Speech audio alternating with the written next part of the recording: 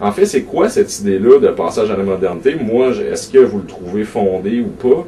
Puis finalement, qu'est-ce que ça projette comme image de ce qu'il y avait avant? Puis qu'est-ce que ça dit ou ça dit pas du passage effectif qu'il y a eu en 1960? Si j'étais brutal, je dirais que cette idée de la modernité est de la foutaise. Elle est de la foutaise, pourquoi? Parce que cette notion-là est utilisée sans aucune définition, sans aucune conceptualisation, sans aucune volonté de circonscrire ce qu'elle rassemble à l'intérieur de la catégorie par un nombre effarant de spécialistes.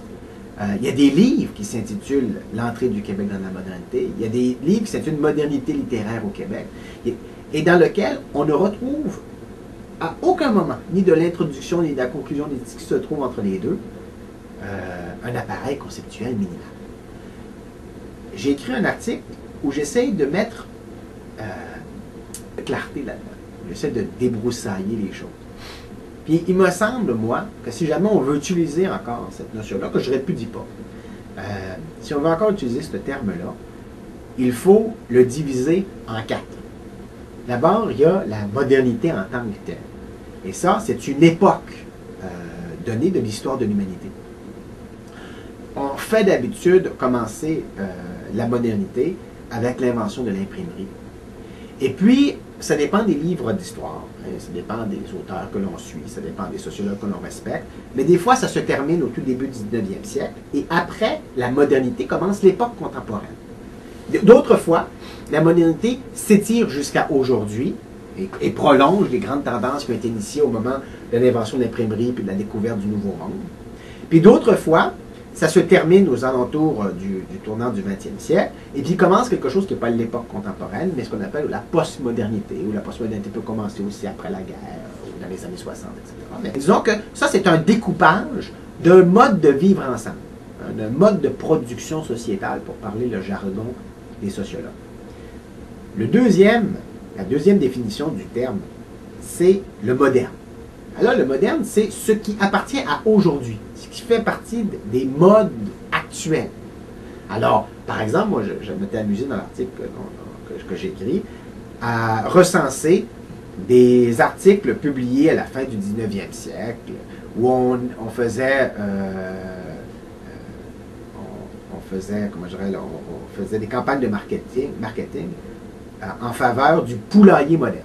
Le poulailler moderne, c'est un poulailler qu'on retrouvait maintenant aujourd'hui, qui était nouveau, qui n'était pas là autrefois, puis qui était construit avec la broche à poule peut-être, qui ne rouillait pas. Je ne sais pas trop exactement c'était quoi l'idée derrière le poulailler moderne, mais c'est ce qui appartient à ce qui est maintenant.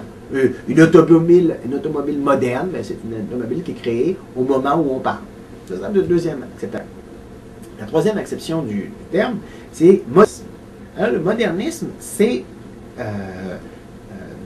une théorie selon laquelle chaque domaine de la société doit être valable seulement pour soi. Alors, ça commence la crise du modernisme, entre autres, ça commence au début du 20e siècle, avec une critique féroce des sources historiques à partir desquelles on peut faire une exégèse de la Bible, et puis des enseignements des premiers apôtres et des premiers chrétiens mettons, du 2e, 3e et 4e siècle après Jésus-Christ. Cette idée-là va être récupérée ou va accompagner d'autres domaines, dont celui de l'art. Puis là, ça va être la théorie de l'art pour l'art. Donc, un modernisme, c'est une critique sans fin de tout ce qui s'écarte de la norme que l'on a donné ou qu'on a institué pour un domaine précis d'action humaine. L'art, ou la religion, ou la science, etc. Et puis, finalement, vous avez la modernisation.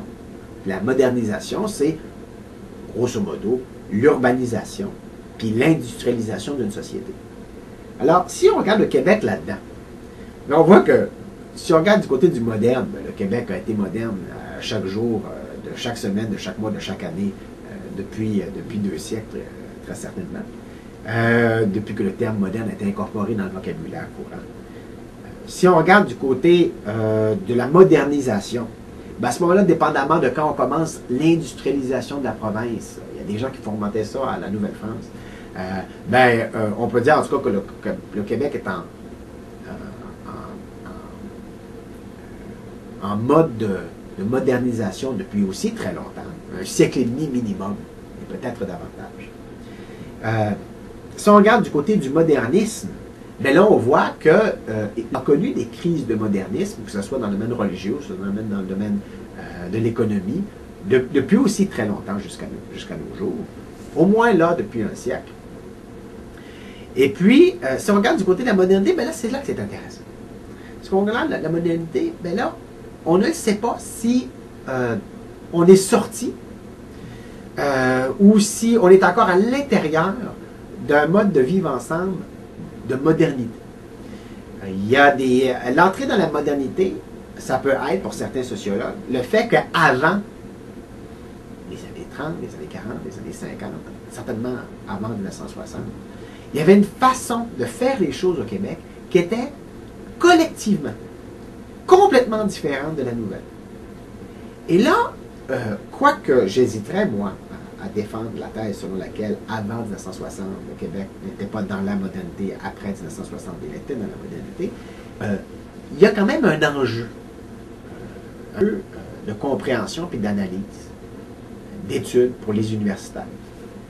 Je ne dirais pas que c'est farfelu de dire que le Québec d'avant 1960 n'était pas dans la modernité, ou ne faisait pas partie de la modernité. Je dirais que c'est une erreur. Je dirais que je ne vois pas les choses de cette manière. Mais j'aurais un bon débat avec quelqu'un qui plaiderait qu'avant 1960, il y avait quelque chose de foncièrement différent. Pourquoi? Parce qu'il y a une rupture qui est sociétale entre ce qui se passe avant 1960 et ce qui se passe après 1960, et puis qui sépare d'un côté le Canada français du Québec tel qu'on connaît maintenant. Cette rupture-là, cette césure-là qui a existé dans le grand récit national, celle est sociétale. C'est qu'il y a effectivement une façon différente de comprendre son rapport au monde, mais aussi, surtout, de formuler une référence pour soi puis le groupe auquel on est. Puis cette référence-là, qui n'est pas, on peut dire que dans un cas, elle participait. Moi, je dirais pas du monde traditionnel, c'est ça qui est la difficulté. Mais je dirais certainement qu'elle participait d'une façon de concevoir le passé, le présent et l'avenir qui était traditionnaliste. Et le traditionnalisme, quant à moi, ne s'oppose pas à la modernité, il fait partie de la modernité, mais il y a quelqu'un qui pourrait dire non, puisqu'on était traditionnaliste et que la tradition s'oppose à la modernité, ben à ce moment-là, on n'était pas des gens qui participaient de ce qu'on pourrait appeler la modernité nord-américaine. Mais chose certaine, je comprends pourquoi certains chercheurs ont pu tomber dans ce que moi je conçois en tout cas comme un piège interprétatif. Et dans ce cas-là, ce qu'on pourrait dire, puis en fait, c'est que la césure qui se passe en 1960, ou en tout cas on pourrait dire qu'elle a commencé un petit peu avant, mais bon, on va se donner un point de référence pour rendre ça pratique, c'est que, dans le fond, ma propre lecture, ou ce que j'essaie d'en comprendre, c'est qu'il y a deux choses principalement qui se passent. En fait, ça pourrait nous mener même, ou peut-être même trois, là, aux travaux que vous avez faits sur tout le champ politique, finalement, des années 60-70, le militantisme étudiant, le militantisme d'extrême gauche, c'est que, on a ce qui m'apparaît évident, c'est qu'on a la mise en place de l'État-providence. Donc, on a une régulation sociale qui est, en fait, complètement chamboulée par rapport au modèle plus libéral, conservateur, un peu comme Gilles Boucle défini dans la société libérale duplessiste, qui était finalement le modèle d'État, la forme de régulation sociale qui avait cours finalement depuis la Confédération, peut-être même avant, donc qui laissait une grande place à la sphère privée, puis bon, au Québec, la sphère privée était beaucoup gérée par l'Église. Donc il y avait comme une régulation sociale qui change, puis en même temps une référence nationale qui évolue elle aussi, qui se définit de façon plus territoriale, plus laïque. Donc finalement, est-ce que c'est seulement ça, le tournant des années 60, ou est-ce qu'il y a d'autres choses aussi qui viennent s'ajouter à ça? C'est seulement ça, mais c'est tout ça. C'est beaucoup quand même. Un tremblement de terre. Ouais. Vous avez bien compris, la convergence qu'on voit, c'est celle entre un mode d'institution de l'encadrement social et puis une référence collective, et puis un mode différent d'encadrement social, puis une différente référence collective. Et c'est pour ça que les gens ont pu croire que le Québec d'avant 1960 n'était pas un Québec qui était plongé dans la modernité. Ce qu'on voit, le passage auquel on assiste, c'est celui du Canada français clérical au Québec étatique.